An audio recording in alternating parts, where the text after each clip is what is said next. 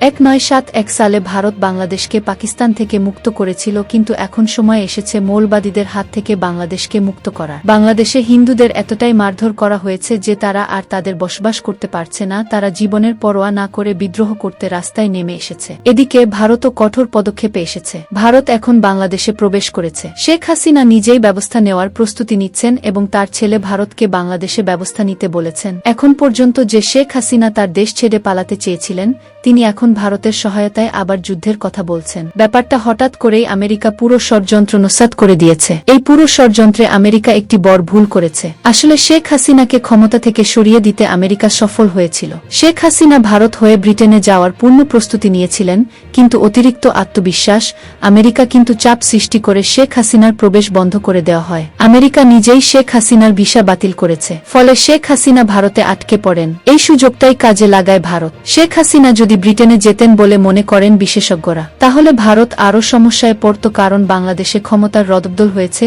এবং শেখ হাসিনাও ব্রিটেনে গিয়ে ধীরে ধীরে পরাজয় মেনে নিতেন। বাংলাদেশে ভারতের কোনো মিত্র অবশিষ্ট নেই, কিন্তু শেখ হাসিনা ভারতে আটকে থাকার কারণে ভারত সরকারকে মুখোমুখি হতে হয়েছে একটি নতুন পরিস্থিতি। ভারত একটি কৌশল তৈরি করার সুযোগ পেয়েছে। ভারত শেখ হাসিনাকে বুঝিয়েছে যে পালিয়ে যাওয়া সমাধান নয়, তাকে বাংলাদেশে থেকে লড়াই করতে হবে। এর পরপরই শেখ হাসিনার ছেলে সজীব ওয়াজেদ ঘোষণা করেন যে তিনি আবারও তার মায়ের সাথে বাংলাদেশের রাজনীতিতে আসবেন। পালিয়ে যাবেন না, লড়াই করবেন। বলা হচ্ছে শেখ হাসিনা এখন কোনো দেশে আশ্রয় নেবেন না, বাংলাদেশে যাবেন বিরোধীদের মীমাংসা করতে। এর সোজা অর্থ হল, যারা ভাবছিলেন বাংলাদেশে শেখ হাসিনার খেলা শেষ, ভারত বলেছে খেলা শেষ নয়, খেলা শুরু হয়েছে মাত্র। বিশেষজ্ঞরা মনে করেন শেখ হাসিনা যদি বাংলাদেশে পৌঁছান তাহলে তিনি ব্যাপক সমর্থন পেতে পারেন। বাংলাদেশের হিন্দুরা এখন সম্পূর্ণভাবে শেখ হাসিনার পিছনে দাঁড়িয়েছে। এমনকি শেখ হাসিনার সমর্থকরাও এখন বিরোধীদের বিরুদ্ধে পূর্ণ শক্তির সাথে লড়াই করতে প্রস্তুত। শেখ হাসিনার ছেলে ভারতের নাম তুলে ধরে বলেছেন যে ভারতের এখন বিশ্বে নেতৃত্বের ভূমিকা পালন করা উচিত।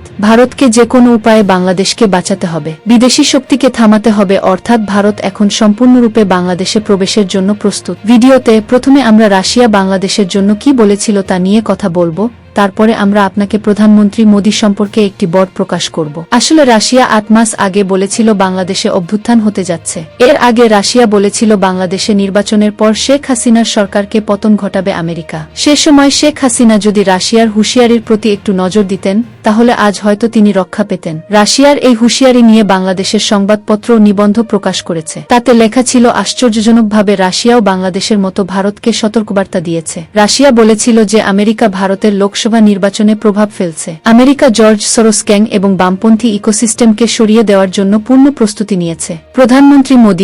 প্রধানমন্ত্রী মোদী সময়মতো হুমকি এড়ালেন। পিএম মোদী অল্পের জন্য রক্ষা পেয়েছেন, নইলে বাংলাদেশের মতো পরিস্থিতি ভারতেও ঘটতে পারত। আমরা যুবকদের বলি, যে সরকারকে আমেরিকা ধ্বংস করতে চায় সে দেশের গণতন্ত্র হুমকির মুখে পড়তে শুরু করবে। বাংলাদেশের বিরোধী দল বিএনপি ও জামায়াত ইসলামী আমেরিকাকে বলেছে, বাংলাদেশের গণতন্ত্র রক্ষা করতে হলে বাংলাদেশে হস্তক্ষেপ করতে হবে। একই কথা বলেছেন ভারতের বিরোধী দল ও রাহুল গান্ধী। আমেরিকা ও পশ্চিমা দেশগুলোকে বললেন রাহুল গান্ধী, কেন তারা ভারতের বিষয়ে হস্তক্ষেপ করছে না? আমেরিকা এবং ইউরোপীয় দেশগুলিকে ভারতের বিষয়ে কিছু করতে হবে। এখন আপনি অনুমান করতে পারেন যে আমেরিকা যদি ভারতের বিষয়ে হস্তক্ষেপ করত এবং সফল হতো, তাহলে বাংলাদেশে আজ কি ঘট? ভারতে তাই হতো। গত 1 বছর ধরে আমেরিকা ভারতের প্রতিটি ইস্যুতে বিবৃতি দিচ্ছে, তা মণিপুরের ইস্যু হোক বা সিএ আইনের সূচক বা ধর্মীয় স্বাধীনতার এজেন্ডা। আমেরিকা মোদীকে অপসারণের জন্য সর্বাত্মক চেষ্টা করেছে। প্রচেষ্টা করা হয়েছিল, কিন্তু প্রধানমন্ত্রী মোদী আমেরিকার প্রচেষ্টাকে ধ্বংস করার জন্য একত্রিত করেছিলেন। যদিও মোদী কিছুটা দুর্বল হয়েছে এবং বিরোধীরা শক্তিশালী হয়েছে, আমেরিকাও মোদীর বিরুদ্ধে আরও সক্রিয় হয়েছে। এখন আমেরিকা কাভাদ এবং মুসলিম নেম প্লেট নিয়ে আলোচনা করছে।